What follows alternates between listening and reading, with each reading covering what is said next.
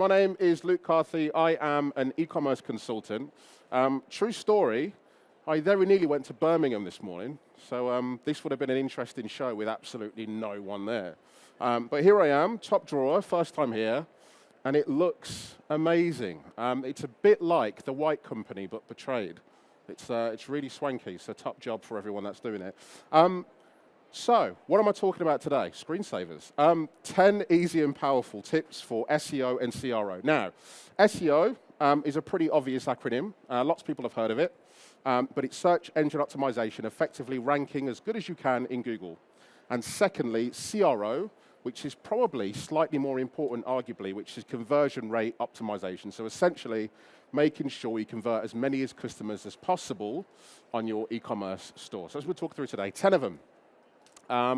So who am I? As I've said, my name is Luke Carthy. I'm an e-commerce consultant. I've been doing it for years, so many years. I don't want to give you a number anymore because it makes me feel incredibly old, but a long time. And I've done it for all sorts of people, startups, blue chips, people who are going through their round of funding, boutique brands. I'm working with an incredible skincare brand at the moment, actually, and it's working wonders for my face. But I'm not going to tell you who it is because that would be a shameless plug. It's not mine. All right. So first of all, let's get this out of the way. Key decision makers, whether that's you or your bosses or your partners, whoever it is, do not care about rankings and do not care about organic traffic. It's two kind of vanity metrics that only people like me really care about. So, I have a good friend of mine who is one of the SEOs at Money Supermarket. There is an exception to the rule. If you are Money Supermarket or anyone who is purely based on brand, absolutely, rankings are critical. But for most people, particularly who sell online, it's not enough, all right? So this is pretty much what our bosses look like when we talk about organic rankings. And here's Jeremy Corbyn. It's not. It just looks a lot like him, with probably some colorful language. But what they do care about is how you can improve sales, of course, that's why we're here, and to save on costs, which I think right now is probably pretty critical. So I'm going to introduce you to two people. One, Dave, and two, Lucille. These are just made-up people. They don't really exist. But who is Dave? Dave is a SEO manager at an e-commerce store. And his job is all about improving rankings. He's got a bias towards search growth. And, of course, more traffic, he thinks at least, equals more sales. Now, one really interesting thing I need to mention today is a lot of people that come to me, big and small clients, will say, we want more traffic. We want better SEO. We want to rank better. And my question is, why? Because rankings don't automatically mean increased sales, right? And I don't know if anyone here is, who's invested in SEO before? Anyone ever spent any money on SEO here? Okay, so there's a few people. Did you have a good time? Honestly, there's no smiles. So I guess the answer's no, right? So a bit of, maybe. All right, so my point here is more traffic doesn't necessarily always equal more sales, right? He struggles to get his SEO suggestions implemented, and the reason why is because his fixes aren't positioned as opportunities to grow sales. They're fixed as traffic thingies, right, to improve rankings. My point is here, again, if you're trying to get buy-in, if you're the boss or you've got a boss, it's not going to work. So we've got some excellent ideas, but he can't get them through. Lucille, however, same role, different company. She also cares about rankings, but she positions her way of thinking towards what the customer wants. And this is a big difference. So she's all about sales growth. She's not about rankings, and as a result, that's why she's able to get her stuff done. The reason why I tell you this is SEO needs to be thought about more holistically than just growing traffic, right? Basically, be more like Lucille, and I'll explain why in a second. Number one, right, so we're going to go through the 10 tips now, starting with the first one. Optimize your site search. Now, I hope there's no one here from any one of these companies. It's happened to me before. Argos did once slide in my DMs and tell me off. To avoid mistakes like this, right? Made.com. Depending on which part of the world you grew up in and your age and certain things, and maybe how you're brought up, you'll call it a sofa, a couch, a settee, maybe something else altogether, a bit of both. But my dad, however, and as a result, I call it a settee, right? Believe it or not, it's in the dictionary, and it can be spelt with both 1 and 2 T's. Go to made.com, search for settee. Apparently they don't sell any of those things, which seems completely ironic considering that's what Made's core business is, right? Here's another one, Clinton's. A client that I did have, we fixed it, they broke things, we're gonna fix it again. They've given me permission to show this, it's fine. But if you search for Hubby, apparently they only sell 2 items, which sounds quite unbelievable considering it's a greetings company. Apparently, if you go to made.com and you hit enter in the search bar without entering anything at all, you again get a weird-looking page with nothing on it. My point here is companies big and small make these mistakes, and I, as a consultant, go around fixing these sort of things. Think about this for a second. None of this is about growing traffic right now. This is just about making your traffic work better for you, in this case. Now, 30% of all of your users will typically use site search if you have an e-commerce store, so quite a lot of people. And they're 5 to 6 more likely to convert when they use site search compared to visitors that do not. So if your site search is giving those kind of Clinton's results, you're going to have a problem. Now, as a result of doing site search optimization for a client of mine, a 43% increase in conversion as a result. That's without doing any SEO whatsoever. No increase in traffic, just making more effective use of the traffic that they already have. So, anyone here use Google Analytics? How about the new shiny one that everyone's scared of, GA4? Okay, cool. So GA4, and if you don't know what GA4 is, either Google it or forever just put it in a cupboard and forget it exists. It's either going to ruin your week or make it. It depends on how you see it. But GA4 out of the box collects your site search queries. You don't have to build a custom report anymore, but you actually have a report in GA4 that tells you how many people are searching for what certain queries. You can then search for those things and identify whether you are showing the right results for them. So here's one of my clients. Let me try and think.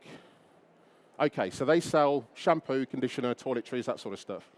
And these are the number of results that are shown for each specific query. So this is over about an hour, just to give you some sample data. You might not be able to see this, but the first result is Miele. And Miele is a brand of hair care products, of which there are 19. But if you look in the middle somewhere, we've got shampoo with 97 results. Now, as a consumer, if you walked into a shop and got shown 97 shampoos, it's probably quite overwhelming, right? There's all different types of shampoos for men, for women, for different hair types, for different conditions, for hair loss, with caffeine, all sorts of stuff. So my point here is showing a customer online 97 results off the bat is probably not going to be the best experience. So using this data, I can see straight away that actually, maybe what we should do is rather than showing a load of results, is show a page that breaks down shampoo. What kind of shampoo are you looking for? Do you have your hair colored? Is it long? Is it short? Do you have afro hair like mine? Do you have straight hair? Do you have curly hair? What is it? And then we can help refine. If you've got a third-party search platform, right? And what I mean by that is if you're on Shopify and you use something else, if you are on WooCommerce and you use another platform, whatever it is, almost always you'll have an analytics platform. If you haven't logged in, log in and take a look. Now, I'll be honest with you. As a consultant, this is how I make a lot of my money, is by fixing people's site search. So I am basically telling you, I'm talking myself out of a job effectively, but optimizing your site search is one of the most profitable ways to make a difference to your e-commerce. All right, so here's a dashboard. Again, the data I can show you, I can't tell you who it is, but this is one of my clients, and I just wanted to show you something really interesting. Again, the screens are kind of small, so I'll have to kind of talk you through it. So women is a #1 search for this particular client during these dates. But what does that mean? Again, if you search for women and you got 350 results, that helps no one because it's too broad of a term. You need to help people through the experience. And this is what this kind of data will allow you to understand. My recommendation is start with optimizing your top 5, and your top 5%, sorry. So whether that's 2 searches, 20 searches, however many it is, optimize those because they will give you the biggest returns. Synonyms are crucial to performance, as I showed you on May.com, settee, sofa, couch, chaise longue, and all the different permutations of that spelling. I had a client that sold Balenciaga. I still, to this day, don't know how to spell it, but nor does anybody else. Right? No one knows how to spell because The amount of people that spell, I think it was around about 2,000 permutations of Balenciaga when a new series or new range or new release came out. My point here is we shouldn't always have to expect customers to get things right. We should just be able to understand what happens.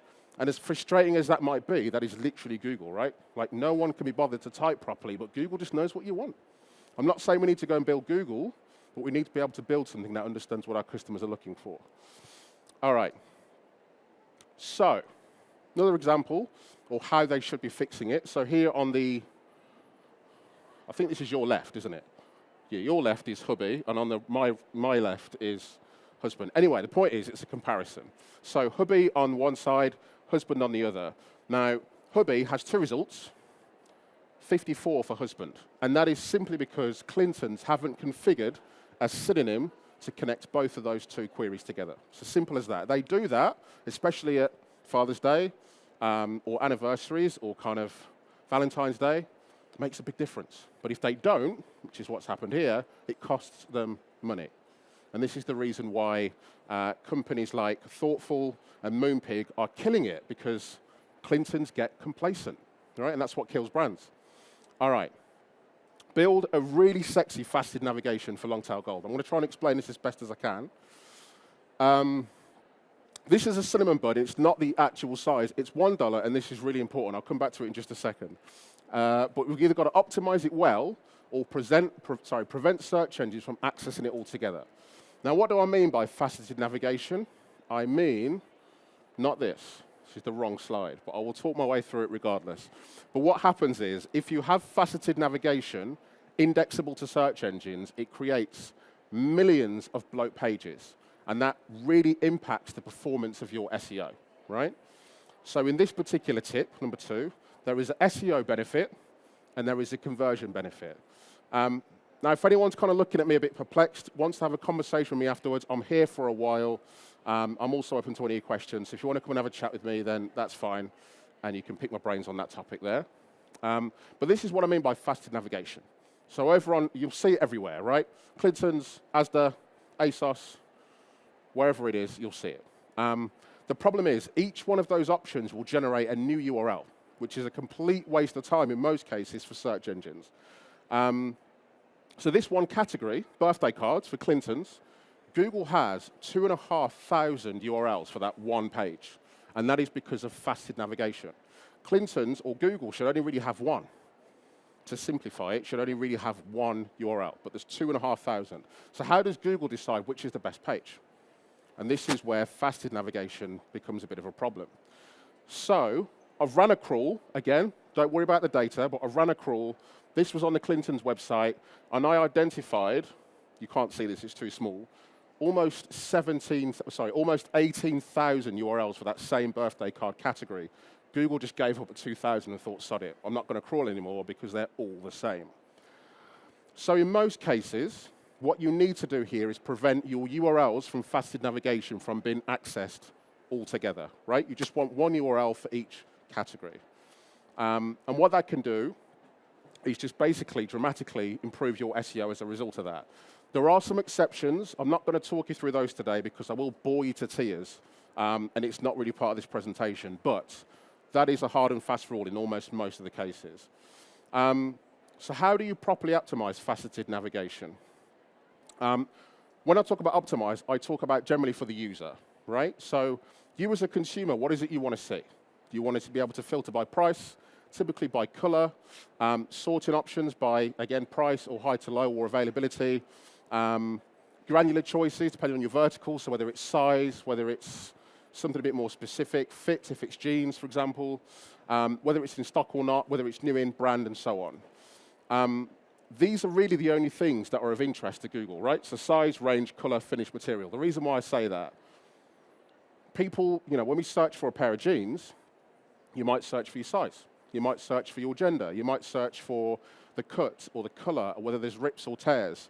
So, but what people aren't going to search for is men's black jeans sorted in price lowest to highest, right? You just don't do that on Google. You might do it when you got to the site, but you won't do it from Google.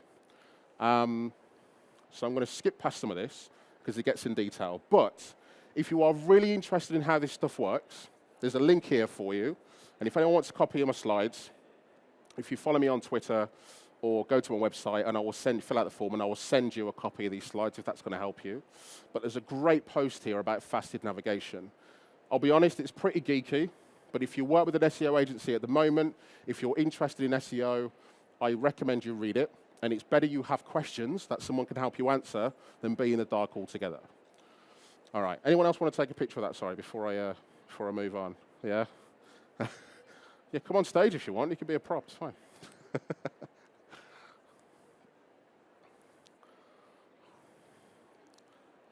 There we go.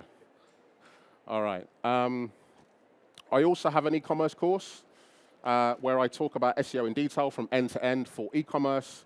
So if you're interested in that, again, you can reach out to me afterwards. You can take the course. It's up to you. And it covers everything in that space. OK.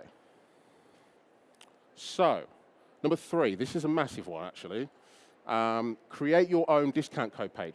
How many times as consumers, do we go to like Argos, we add things to our basket, and then we open a new tab or open a new browser window and go, retailer, discount code, retailer, coupon code, retailer, special offers, right? We all do it, and then you end up clicking on Daily Mail offers, it opens a new tab, some weird shit happens, and then there's no discount, right? That's what happens. I will tell you what happens. When you do this, all that you're doing is making money for somebody else because it's called affiliates. So you go to Daily Mail, you click on their thing that reveals the code. When it opens a new tab, when you actually make a purchase, Daily Mail will get a commission from that. That's all that happens. So you have no code, just a pissed off web browser, and you've got no discount. So if you create your own discount code page, it means when someone Googles your brand and discount, it goes straight to you, you're not paying commission, and it stops people from leaving your site. Now, that could be a 5% off, it could be free delivery, but you're in control of what that discount is because it's your page. So I highly recommend if you've got a brand, whether it's brand new, whether it's emerging, whether you work for a blue chip brand or a giant retailer that everybody knows, this is a big game changer.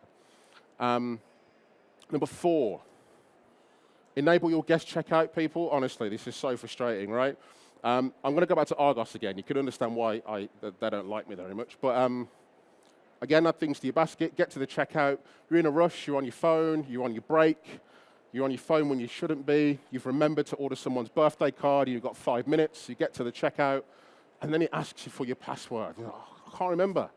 And then you reset your password, and then the email doesn't come through. And then it says the password already exists. You've got to choose a new one. And at this point, you're like, fuck it, man. I'll go to Amazon. I'll just go to Amazon. I can't be bothered, right?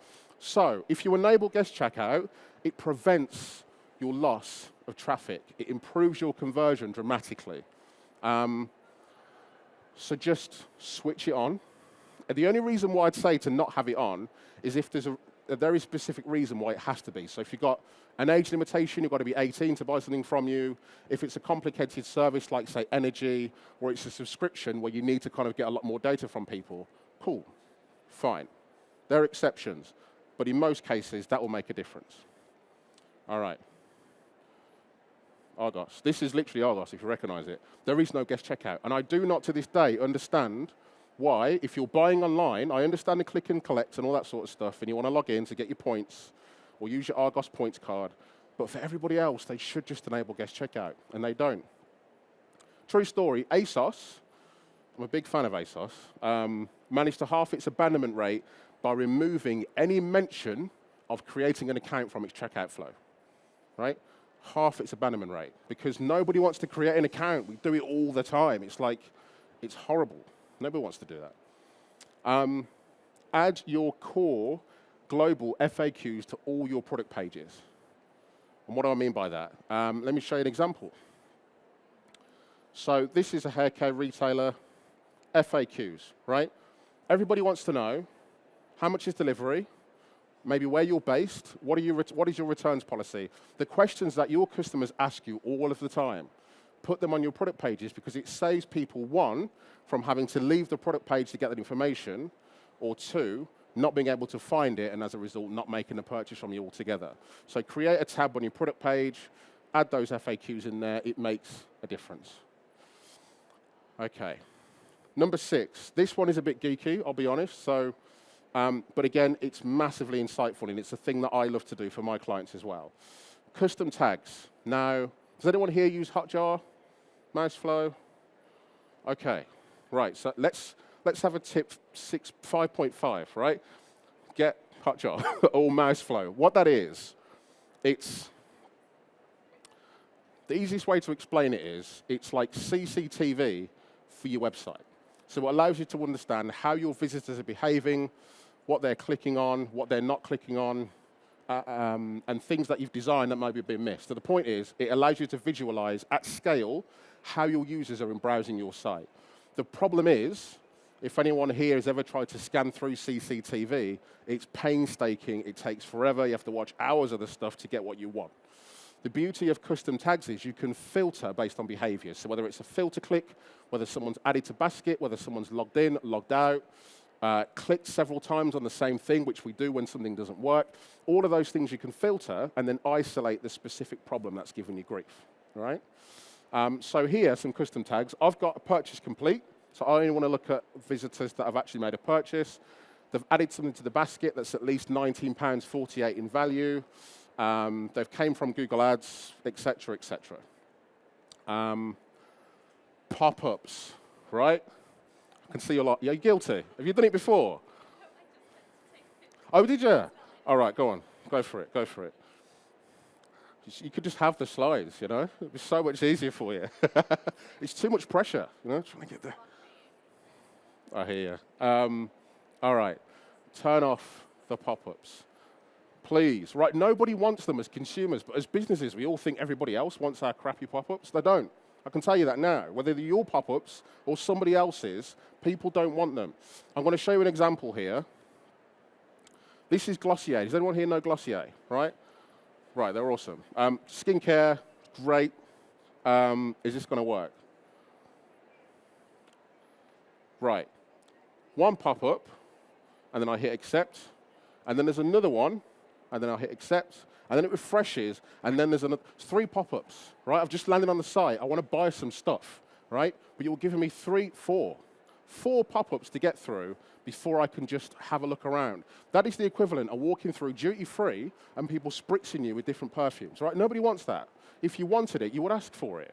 So my point here is there is a good way and a wrong way to do pop-ups. This is not the good way. It costs you sales, particularly when you're paying for Google Ads or whatever it is. If you're paying for people to come to your site and you're turning them off by showing all these pop-ups, you're going to have a problem. So the best way to do it, I've completely missed the slide out, but the best way to do it is to do it on exit. So when someone's about to leave your site, then you throw them a compelling offer, right? You don't do it upon entry. Or a newer thing that's come out is called a teaser. And it's basically, you know the little chat icons you get on websites? It looks like that. They're in the corner, and you have something like 10% off. But it allows the visitor to be in control of when the pop-up appears, rather than kind of, boom, special offer that you didn't really ask for. Also, on top of that, you're just hemorrhaging discount, right? So you've paid for someone to come to your site. Maybe that's a quid or 50p or whatever it is you've paid. And then you're just basically taking 10% off the top. Right? So you might as well just start throwing money at them and just hope that they end up going to the till. There's no need to do that if you can avoid it. All right. GDPR. And I can guarantee there's probably at least one person here who's responsible for a business who GDPR is a problem. I work with a couple of legal firms, and surprising surprise, I'm not going to name them because I don't want to get sued, but the point is, even legal firms are breaching GDPR at the moment, which is scary to think about. What do I mean by this? So you know, in fact, let me go back to this example. No, it's not going to work. All right, so you know when you go to a website and you've got to accept all the cookies, right? The problem with that is there's a lot of websites out there that don't have that pop-up. And I know I've just moaned about pop-ups, but that's a legal one that you have to have. So my point here is when someone clicks no, I don't want to be tracked, you have no idea how many visitors you're missing out on as a result. It's a big problem. So with this, you can use something in Google Analytics, which I can talk about in detail if you're interested afterwards, which allows you to understand how many people have clicked no without tracking them. So you can understand how much of your traffic is being tracked, whether it's 80%, whether it's 100%. Normally, is a good average, because I've done this with so many clients, it's between 80 and 95% of your traffic is tracked. Because a lot of people either ignore it, in which case you can continue to be tracked, or they hit no.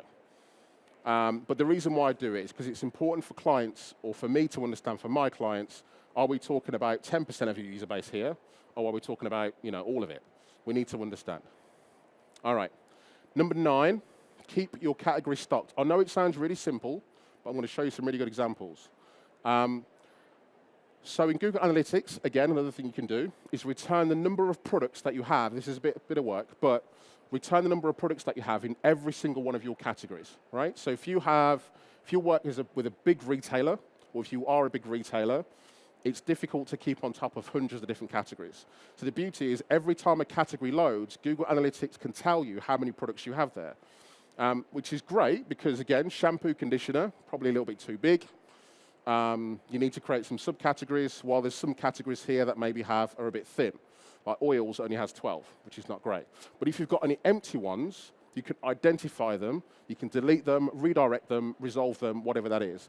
And that is particularly true for Christmas, last year's Black Friday, any kind of random sales you had, they all become orphan categories that just build up over time. And finally, number 10, ask your customers. And we're all really guilty of this. Have I got a slide for this? Can't remember. Yes. Best time to ask your customers for feedback is once they've made a purchase, right? Because you don't want to ask them too soon. If you've ever been on an automotive website like Ford or Volkswagen or whatever, they ask you a questionnaire as soon as you land on the site, and I don't understand it because you've not used the site yet, so how can you ask the questions? But the best time to ask is once they've made an actual purchase, because then you know things that they liked, things that they didn't like, things that they changed, things that they couldn't found difficult. And it's great because you can turn that feedback into actions and improve your sales and conversion off the back of that. I highly recommend, actually, one presentation I recommend that anyone watches is called The Lost Art of Asking Questions by Els Ertz. And the reason why, we all love our own businesses, myself included, and as a result, we end up asking questions that make us feel good rather than questions that are actually going to get the right feedback. So we'll say things like, what is it you like about our website? And then they'll answer the things that they like, but then you don't hear anything that they don't. So the Els Ertz presentation on the last art of asking questions teaches you how to format questions so that they are clear, they are unbiased, and that you get constructive feedback rather than just the stuff that makes you feel good. All right. I have a newsletter. If anyone's interested, you can sign up. It's completely free. This is my lockdown beard. Do not judge. I actually don't think it's any better now, to be honest, but there we go. And then there's the course if you're interested, carthy.com/training. And links, right? So if you wanted one picture to take of all the links I've put in this presentation, they are here, if that's going to be helpful. So I'll leave that on for a moment. Okay, awesome. And that is me, besides one last thing, which is be more Lucille. Okay? Thank you very much. Now you can find me online.